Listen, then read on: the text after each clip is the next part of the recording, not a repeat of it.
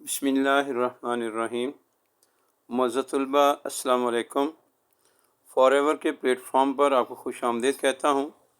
आज आप खिदमत में एक बहुत ही अहम वीडियो लेकर आया हूँ, जिसमें दहम जमात के तलबा के लिए उर्दू के पेपर के अहम इम्तहानी सवालात हैं, जिनको करने से आप इंशाअल्लाह 100% कामयाबी हासिल कर सकेंगे। आए आते हैं अपने अहम सवालात की तरफ।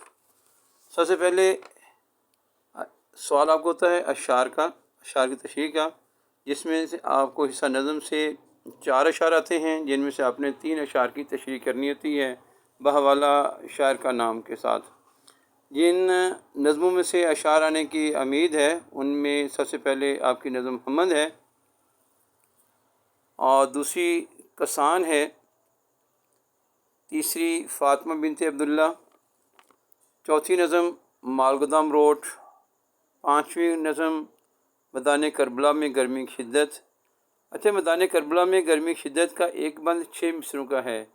इसमें से अगर आपको कोई शेर आता है तो वो 2 मिसरों का ही शेर होगा। और जो छठी नज़म है वो आपकी ऊँट की शादी है।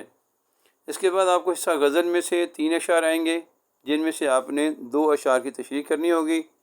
जिनमें से जो आपकी जो अहम गज़लें हैं, इनमें सबसे पहले मुसीबत भी राह फ़ज़ा हो गई है, हसरत मोहानी की लिखी हुई ये गज़ल है।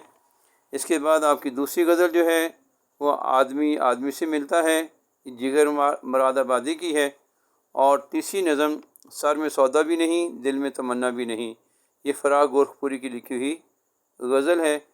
और उम्मीद है कि इन्हीं गज़लों में से आपके 3 अशार आएंगे तशरीह के लिए। इसके बाद दूसरा सवाल जो आता है वो आपको आता है इक़्तिबासात की तशरीह का। इसमें बेटा आपको 2 पैराग्राफ आएंगे, दोनों पैराग्राफ की आपने तशरीह करनी होती है। 5 नंबर का एक पैराग्राफ होता है, इसमें कोई चॉइस नहीं होती। जो मतवक्को असबाक हैं जिनमें से इक़्तिबास आने की तो उम्मीद है, उनमें से सबसे पहला मिर्ज़ा मोहम्मद सईद है, फिर मुलम्मा, तीसरे नंबर पर इस्तांबुल, चौथे पर चुगलखोर, नज़रिया पाकिस्तान और ख़ुतूत गालिब जो हैं, ये इक़्तिबासात की तशरीह के लिए अहम असबाक हैं। इसके बाद आपका एक सवाल आता है ख़ुलासे का। ख़ुलासे में आपको 2 असबाक के नाम दिए जाते हैं, जिनमें से आपने एक सबक का ख़ुलासा तहरीर करना होता है। ख़ुलासा लिखने का मुकम्मल तरीका मैंने जो पहले वीडियो अपलोड की थी उसमें मौजूद है, आप उसको ज़रा बगौर सुन लें, इसमें आपकी काफ़ी रहनुमाई हो जाएगी। ख़ुलासे के लिए जो अहम असबाक हैं उनमें से सबसे पहले चुगलखोर है, फिर मुझे मेरे दोस्तों से बचाओ, फिर अली बख्श, मुलम्मा, नज़रिया पाकिस्तान और परस्तान की शहज़ादी। इंशाअल्लाह इन्हीं असबाक में से आपको ख़ुलासा आ जाएगा। इसके बाद आपका एक बड़ा हेल्दी सवाल होता है, हेल्दी नंबर इसके होते हैं। 15 नंबर का सवाल होता है आपको मज़मून का, और इसमें आपको 3 मज़ामीन आते हैं पेपर में, जिनमें से आपने एक मज़मून तहरीर करना होता है। इनमें जो अहम मज़ामीन आपके लिए मैंने चूज़ किए हैं, उसमें सबसे पहले माँ बाप के साथ सलूक है, फिर शहरी ज़िंदगी और देहाती ज़िंदगी है।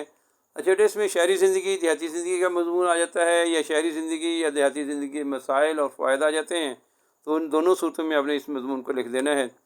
और फिर क़ायद आज़म का है, तलीम नस्वां, यौम आज़ादी, अल्लामा इक़बाल, मेहनत की बरक़ात, ज़मज़म, हुब्बे वतन और तहरीक पाकिस्तान जो है, ये अहम मज़ामीन में इनका शुमार होता है। अच्छा, इसके बाद आपका एक सवाल जो आता है 10 नंबर का सवाल होता है तफ़हीम इबारत का। इसमें आपको एक पैराग्राफ दिया जाता है, जिनमें से आपने उस पैराग्राफ के मुताबिक जवाब देने होते हैं।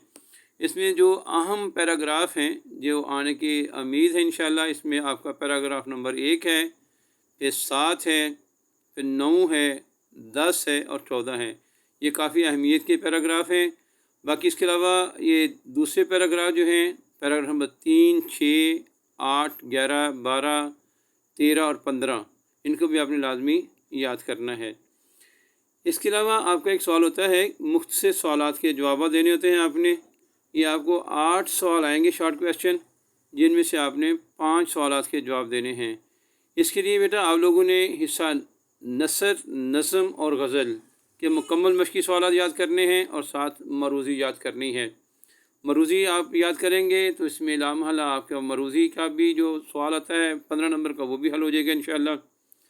اور اس کے ساتھ آپ نے مصنفین اور شعراء کا تعارف اور خاص طور ان کی تاریخ پیدائش، تاریخ وفات، جائے پیدائش، تصنیف کے نام اور ساتھ ان کے اگر کوئی لقب ہے تو وہ بھی آپ نے لازمی یاد کرنا ہے۔